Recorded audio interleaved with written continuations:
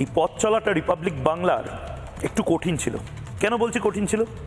আজকে যত সংবাদ মাধ্যম এই হাকিমপুর বা বসিরহাটে আপনারা দেখতে পাচ্ছেন, তত সংবাদ মাধ্যম সেদিন ছিল না।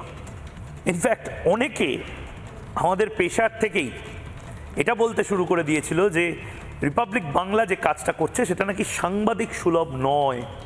অনেক মিনমিনে সমালোচনা করতে শুরু করে দিয়েছিল। রিপাবলিক বাংলা সেক্টর 5 হোক, রাজারহাট হোক, নিউ টাউন হোক, যে কাজটা করছে সেটা নাকি সাংবাদিক সুলভ নয়। আচ্ছা বলুন তো, যেখানে অন্যায় হচ্ছে, রাস্তায় একটা অন্যায় হচ্ছে, সেই অন্যায় দেখেও আপনি গাড়িতে চুপ করে বসে থাকলেন আর বললেন আপনি নিউট্রাল, আপনি কারোর পক্ষ নেন না।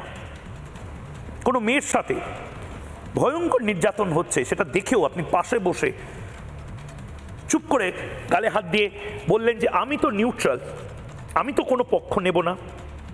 সেটা তো সবচেয়ে বেশি অন্যায়ের পক্ষ নেওয়া, সেটা তো সবচেয়ে বেশি অধর্মের পক্ষ নেওয়া। আমার চারপাশে ঠিক ঠিক করছে অনুপ্রবেশকারী, চারপাশে কিলবিল করছে রোহিঙ্গা, আমি পক্ষ নেব না? এটা হতে পারে? আমরা পক্ষ নিয়েছিলাম, আমরা দেশের পক্ষ নিয়েছিলাম, জাতীয় সুরক্ষার পক্ষ নিয়েছিলাম, এবং নির্দিষ্টভাবে মাসুদ কলোনিতে, রাজারহাটের মাসুদ কলোনি, যার ঝিলছড়া দূরত্বে খুব বড় বড় হোটেল, খুব বড় বড় আইটি সেক্টর, বড় বড় বহুজাতিক সংস্থা। আমরা তো বারবার বলেছিলাম যে এদের মধ্যে থেকে কেউ যদি রোহিঙ্গা সন্ত্রাসবাদী হয় তাহলে তো মমতা বন্দ্যোপাধ্যায়েরই সবচেয়ে বড় প্রবলেম, কারণ আইন শৃঙ্খলা মমতা বন্দ্যোপাধ্যায়ের আন্ডারে। কেন্দ্র, বিজেপি, অন্যান্য রাজ্যের পুলিশ বা আধিকারিকরা তো মমতা বন্দ্যোপাধ্যায়কে সবচেয়ে বেশি দায় করবেন।